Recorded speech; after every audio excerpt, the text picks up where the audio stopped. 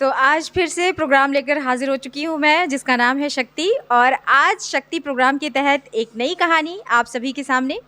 और जो कहानी आपको सुनाएंगी उन्हीं की ज़ुबानी हम ये कहानी सुनेंगे, लेकिन पहले जानते हैं इनका नाम। मेरा नाम रिंकी निषाद है। सबसे पहले मैं धन्यवाद करती हूँ अयोध्या एफएम रेडियो को कि वो जन जन निकल के महिलाओं का सुख दुख जानने के लिए निकली है। और जिस जगह बैठी हूँ मैं उस जगह का धन्यवाद करती हूँ टीआई प्रताप सेवा समिति का, जिसकी मैं बहुत बहुत आभार हूँ।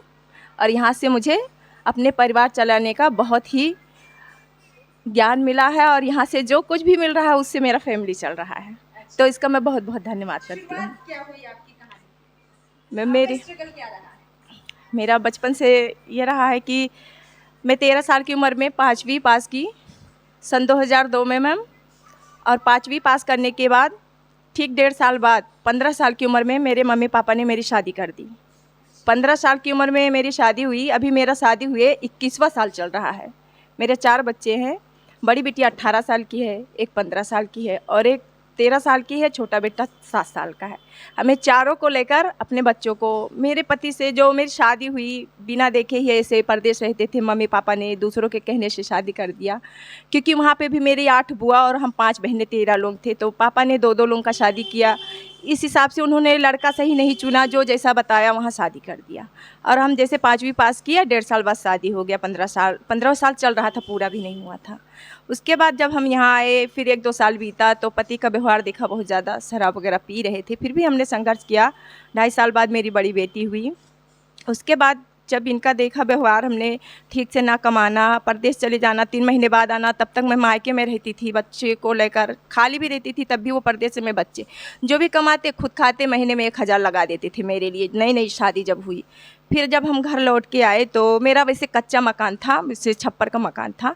तो जेठानी मेरे 2 साल बाद मुझे अलग कर दी, जो यहाँ की फैमिली थी। जब अलग कर दिया तो बरसात हुए, पानी बरसे, सब चूने लगे। और पति इतना कमाता था शराब में ज़्यादा, और उतना भेजते थे जिससे राशन पानी चल जाता था। कुछ नहीं था कि हम घर बनवा सकते थे।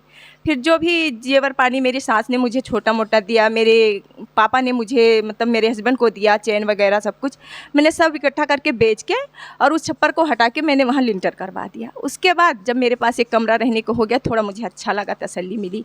फिर हस्बैंड ऐसे नहीं कमाते, कभी किसी से मांगना, बहन से मांगना, बुआ से मांगना, ऐसे चलता रहता। बैठ जाते थे, कमाने नहीं जाते थे। बहुत संघर्ष करने लगे हम। पापा बोले इसको छोड़ दो, दूसरी शादी कर देंगे, तुम्हारा एक बच्चा है, तुम्हारे एक हम रख लेंगे, तुम्हारी दूसरी कर देंगे। मैं बोली नहीं, मैं अपना सारा जेवर बेच के मैं अगर एक घर बनवा सकती हूँ तो मैं उस घर में रह लूँगी। अब घर नहीं छोड़ूंगी। मैं उनसे दूर रहूँगी वो ठीक है, मगर उसी घर में रहूँगी। क्योंकि मैं वहाँ जाके संघर्ष करके मैं एक कमरा, एक किचन में अपने दम पे बनवाई हूँ। मोह माया लग गया घर में कि मैं छोड़ना नहीं चाहती थी। इस वजह से मैं दोबारा फिर होते करते मेरी 2 बेटियाँ हो गई। फिर भी मेरे पति को बहुत समझाया, बीच में कभी सुधर जाते थे, साल 6 महीना अच्छे से रहते थे, कमा के देते, मगर शराब का लत नहीं छूटा, दे देती थी। वो बीमार भी होने लगे। फिर ऐसे करते करते फिर एक जगह मैंने जॉब किया, वो था एजेंट कंपनी थी, ऐसे समृद्धि जीवन मल्टीपर्पज़ था।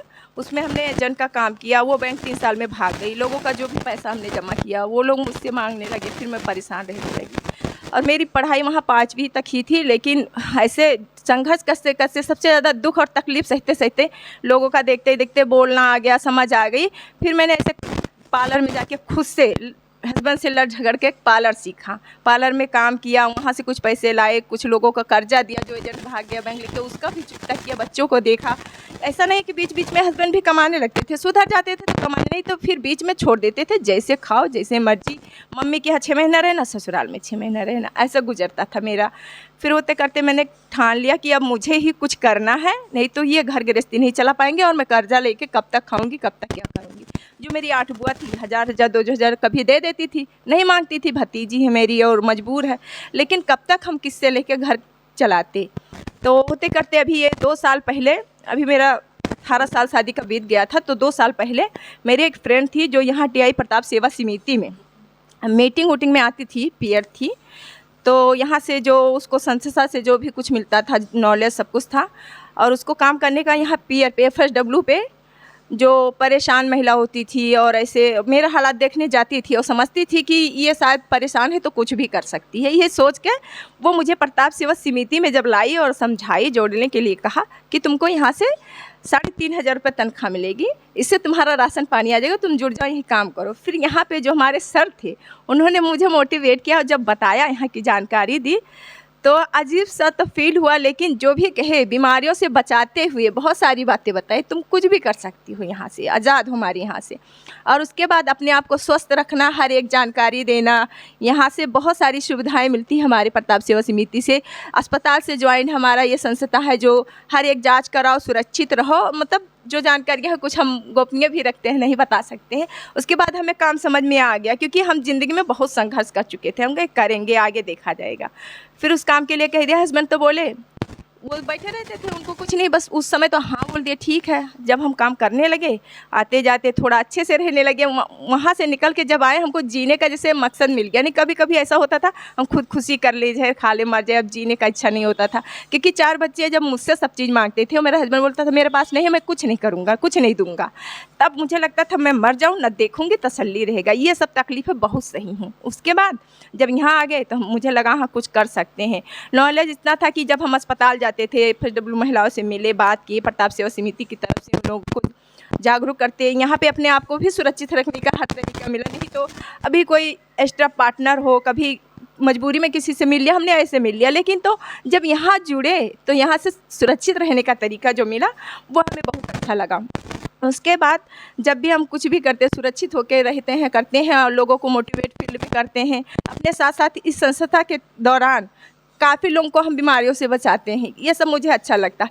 फिर हस्बैंड थोड़ा थोड़ा डाउट करने लगे, तुम बाहर निकलती हो, फील्ड जाती हो, पता नहीं कहाँ कहाँ क्या क्या करती हो। तो उनसे भी बोलते थे तुम कमा के आज भी दो, हम काम छोड़ने को तैयार है, नहीं करेंगे। किसको शौक लगता है कि बाहर निकले और सारा दिन व्यस्त रहे, मेहनत करे। और सभी औरतें चाहती मैं आराम करूँ, मेरा हस्बैंड कमा के लाए, कमा के भी नहीं देना है, ताने भी देना है, हर तरफ से मजबूर करना है।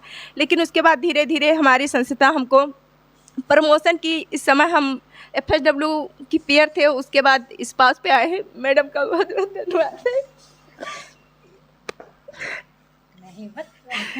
कि हमारी सैलरी बढ़ी, जिससे हमारा खर्चा चलता है सही से।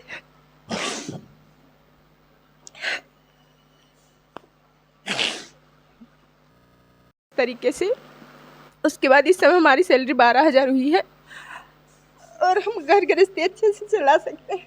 हस्बैंड मेरा टॉर्चर करते हैं, उसके लिए मेरी मैडम बहुत मोटिवेट करती है, समझाती है उनको। 10 से 6 हमारी ड्यूटी हो गई है, उसमें बोलते हैं 6 बजे निकलती हूँ, 7 बजे घर आती हूँ, ऐसा वैसा, कहाँ रहती हूँ क्या, सब पे मेरी मैडम बहुत सपोर्ट करती, बहुत ही ज़्यादा। आज भी वही ज़िंदगी चल रही है बच्चों के लिए।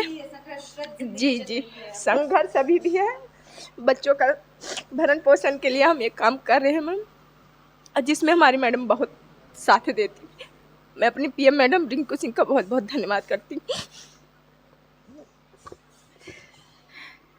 कहानियाँ आप रोज़ सुनते हैं, एक नई कहानी, और एक नई कहानी में कहीं ना कहीं एक मोटिवेशन छुपा होता है।